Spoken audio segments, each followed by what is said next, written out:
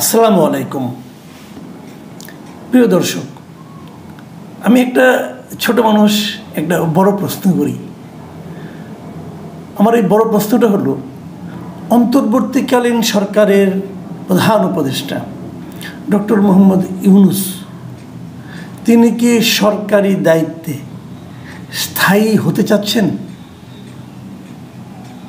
মানে উনি কি অনেক দিন ধরে সরকারের বিভিন্ন গুরুত্বপূর্ণ যে দায়িত্বগুলোতে উনি আছেন, এরকম কোনো একটা দায়িত্বে দীর্ঘদিন মন্থবক অথবা আমৃত্যু থাকার একটা আকাঙ্ক্ষা মনের মধ্যে লালন করছেন?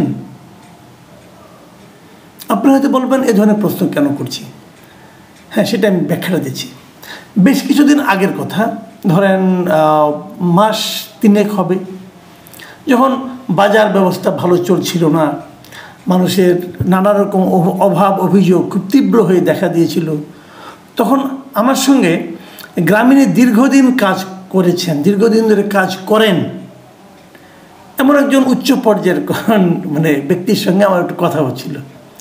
তো আমি বলছিলাম ওনাকে যে যেরকম একটা এলোমেলো অবস্থা দেখছি, এমন কি হতে পারে যে ডক্টর ইউনূস রাগ করে বললেন যে আমি আর এই সমস্ত ঝামেলার মধ্যে নাই, আমি আমার জগতে চলে যাই। উনি কিন্তু প্রায়ই বলতেন এটা আমার জগৎ না, আমার জগৎ আরেকটা, আমি সেখানে থাকবো, গবেষণা করব, কথা বলবো, বিভিন্ন দেশে বিদেশে সেমিনারে অংশ নিব, এরকম একটা। তখন উনি আমাকে অবাক করে দিয়ে বললেন, না আপনারা ওনাকে চেনেন না। আমি কিছু মানে উনি বলেছিলেন যে ডক্টর ইউনূসকে আমরা অনেক বছর ধরে চিনি, উনি এমন একজন ব্যক্তি, উনি কখনো ক্ষমতা ছাড়তে চান না।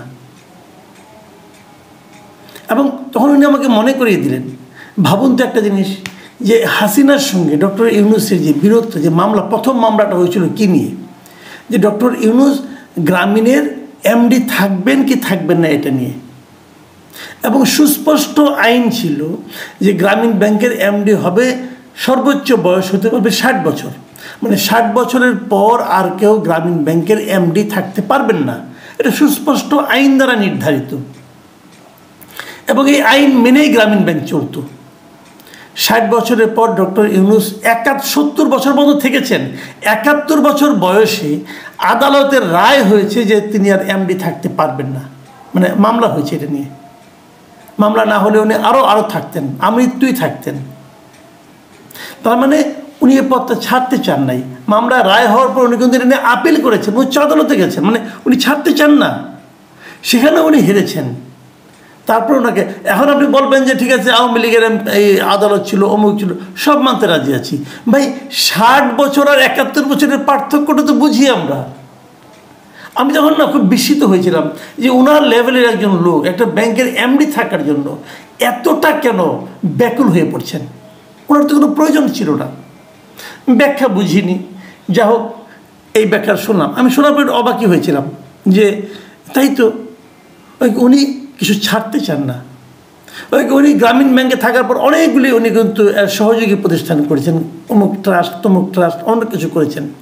যতগুলিতে করেছেন এর 80% মধ্যে উনি প্রেসিডেন্ট, মানে উনি সভাপতি, উনি প্রধান, উনি চেয়ারম্যান, উনি পদ ধরে রাখতে চান। এটা ওনার স্বভাব।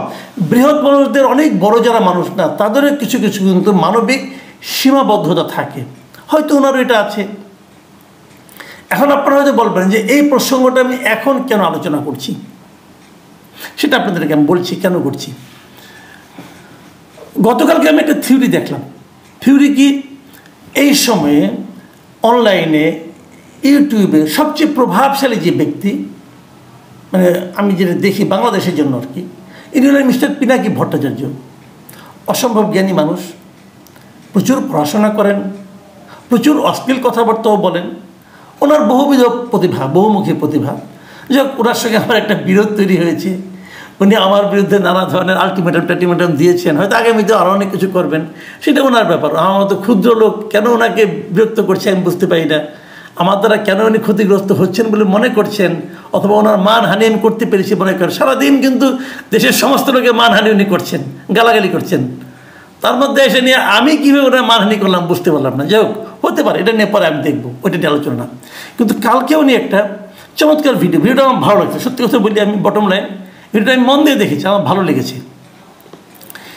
ভালো লেগেছে কি ভিডিওটা, উনি একটা চমৎকার উনি মাঝে মাঝে থিওরি দেন, কিন্তু উনি একটা থিওরি দিয়েছেন যে ডক্টর ইউনূসকে প্রধান উপদেষ্টা রেখে একটা জাতীয় সরকার করা যেতে পারে, এবং সেই সরকার হাসিনা যে নির্বাচনটা করেছিল 7ই জানুয়ারি 2024, সেই সরকারের মেয়াদ যতদিন থাকার কথা, মানে 5 বছর ধরেন, তারপরে 2029 সাল পর্যন্ত, 29 সাল পর্যন্ত এই সরকারটা থাকবে। তাহলে 29 সাল পর্যন্ত কে থাকবে সরকার প্রধান?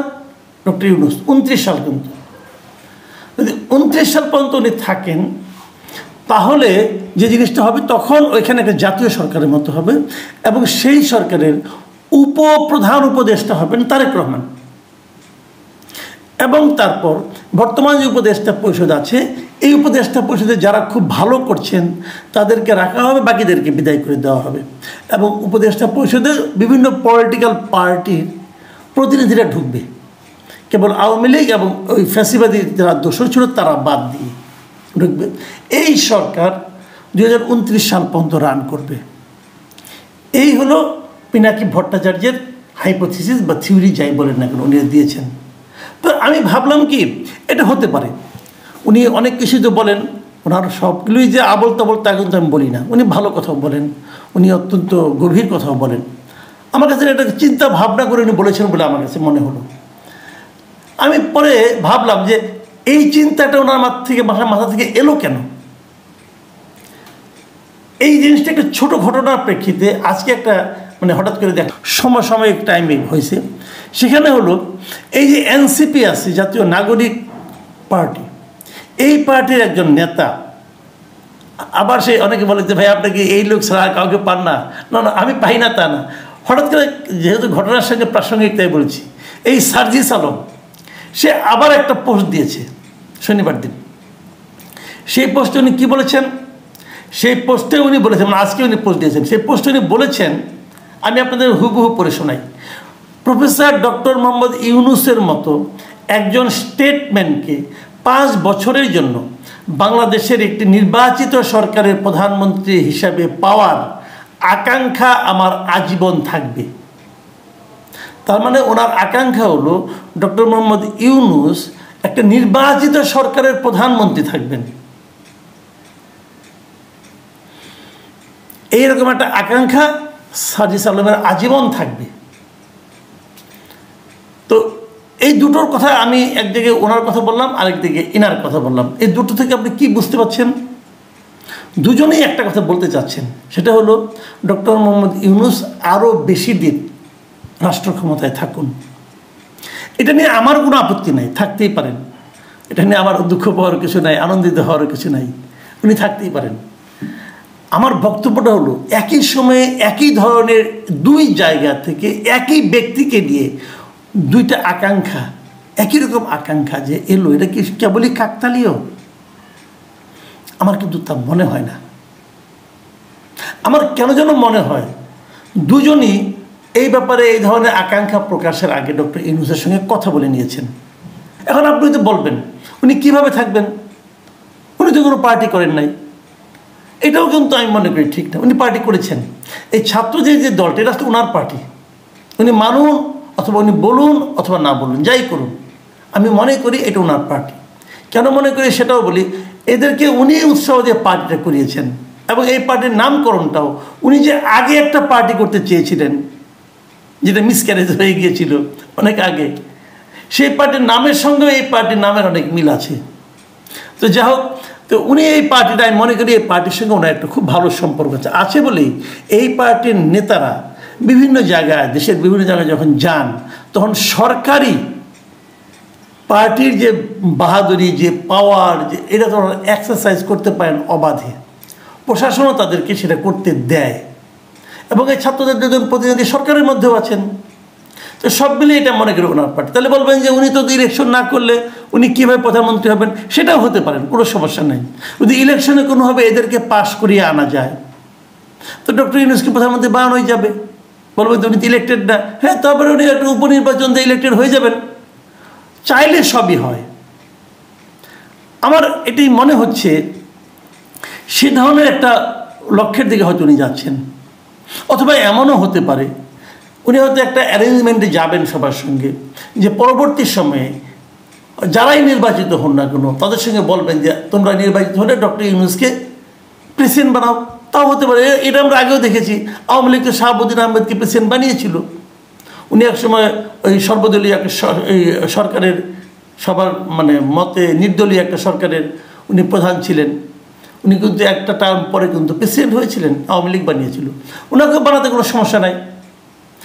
তার মানে বটম লাইন যেটা হলো আমার মনে পড়ে গেল সেই গ্রামীণের সেই কর্মকর্তার কথা যিনি বলেছিলেন, আমাকে বলেছিলেন দেখবেন যে কোনো ফরম্যাটেই হোক ডক্টর ইউনূস এই সরকারের সঙ্গে আগামীতে যে সরকার থাকবে থেকে যাবেন। প্রাইম মিনিস্টার ফরম্যাটেই হোক, প্রেসিডেন্ট ফরম্যাটেই হোক, অথবা উপদেষ্টা ফরম্যাটে হোক থেকে যাবেন। উনি ছাড়ার লোক না। তখন মন খারাপ হয়েছিল, এখনও মন খারাপ হচ্ছে। তখন যে কারণে মন খারাপ হয়েছিল এখন অন্য কারণে মন খারাপ হচ্ছে। প্রিয় দর্শক, এখন এই পর্যন্তই। আল্লাহ হাফেজ।